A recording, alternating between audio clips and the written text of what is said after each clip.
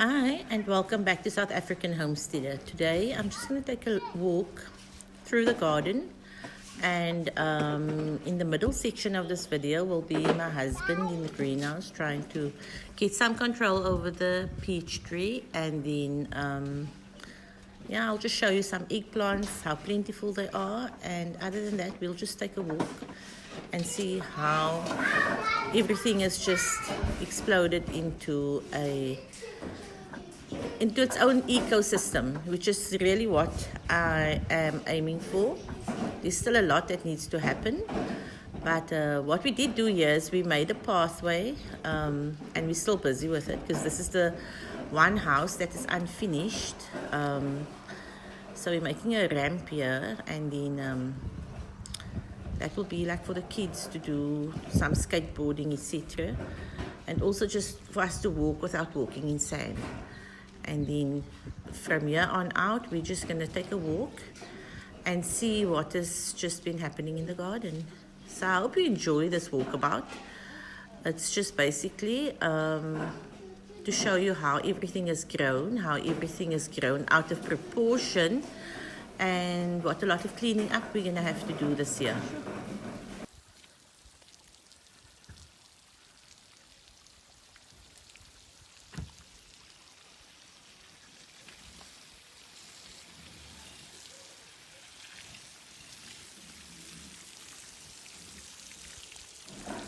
So on this side, I'm also hoping for grass just to grow to make the pathways less sandy.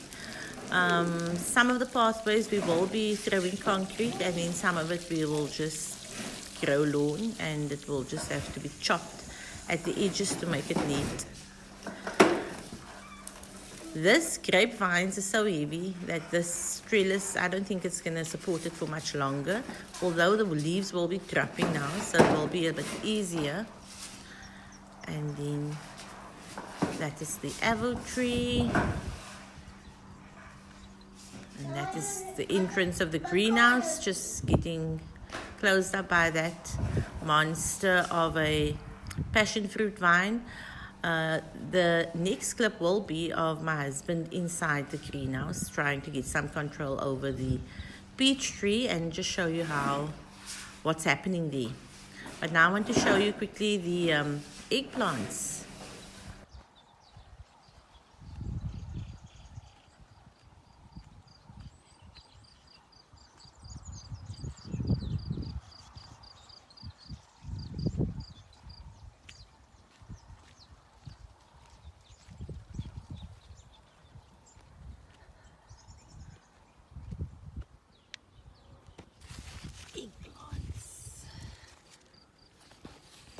Eggplants galore.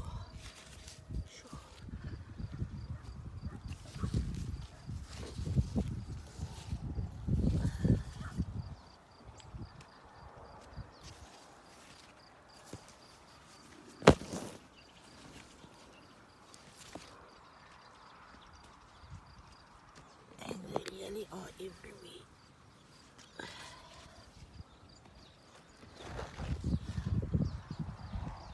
The garden is at the end of its season.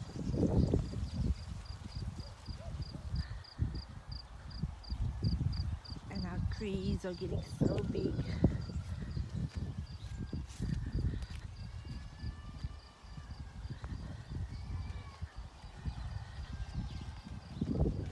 Overgrown. But I don't know if you can hear the birds chirping in the background, because that is really what we want. We want it to be like this foresty jungle in the middle of the arid land that we do live in.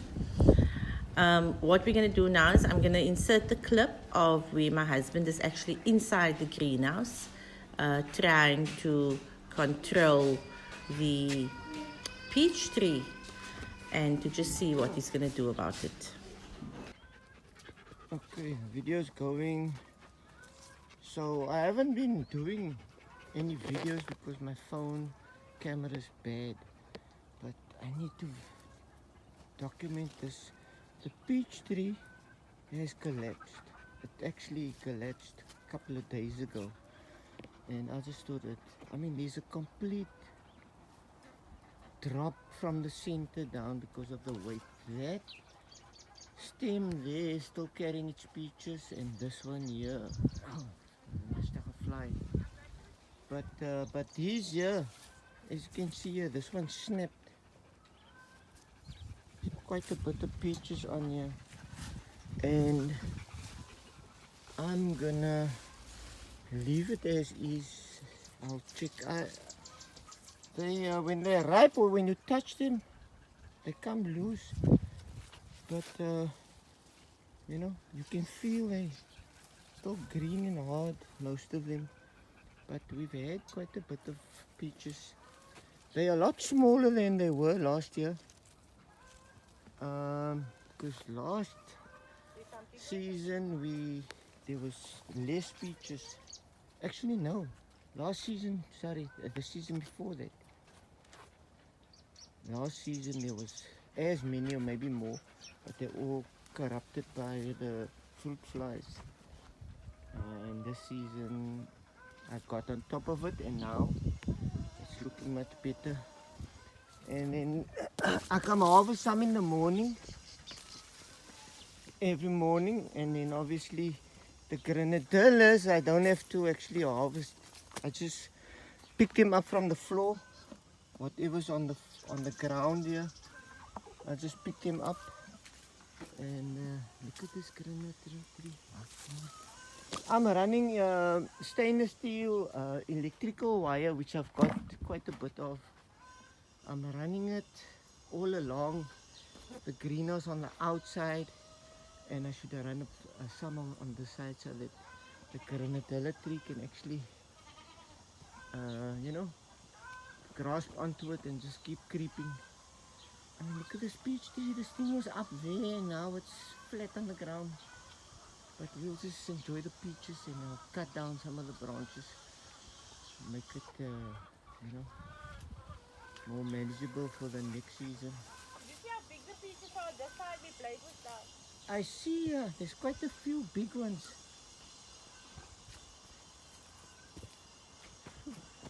This is actually our chili garden. So we're trying to grow lawn on this whole area. This will extend on its own. This has been extending this grass on its own. I've just been taking out wherever I see grass, making a hole and covering it with sand.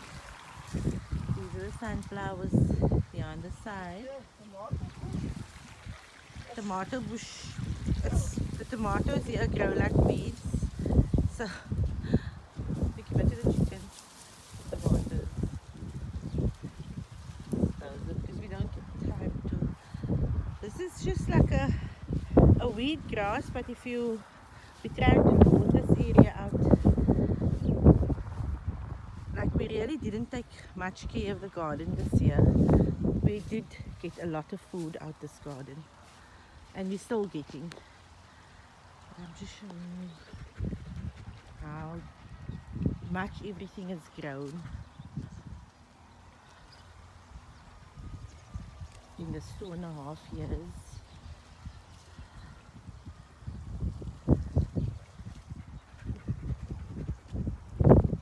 It's just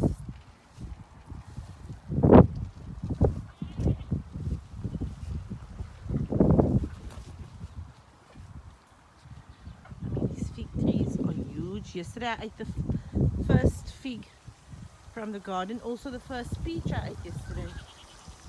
Hello, Boki.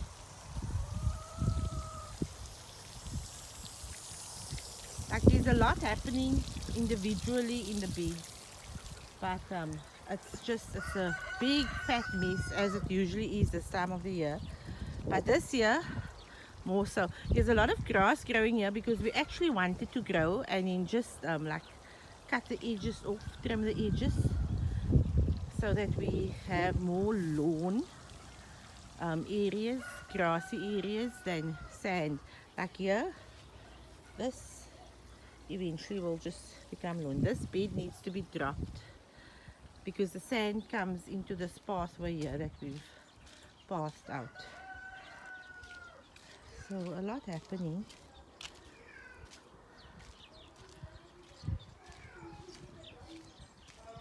I mean, we've planted some peppers right outside our door besides the peppers that's inside. We've even planted some eggplants here, which you can see these baby eggplants there, these little purple flowers.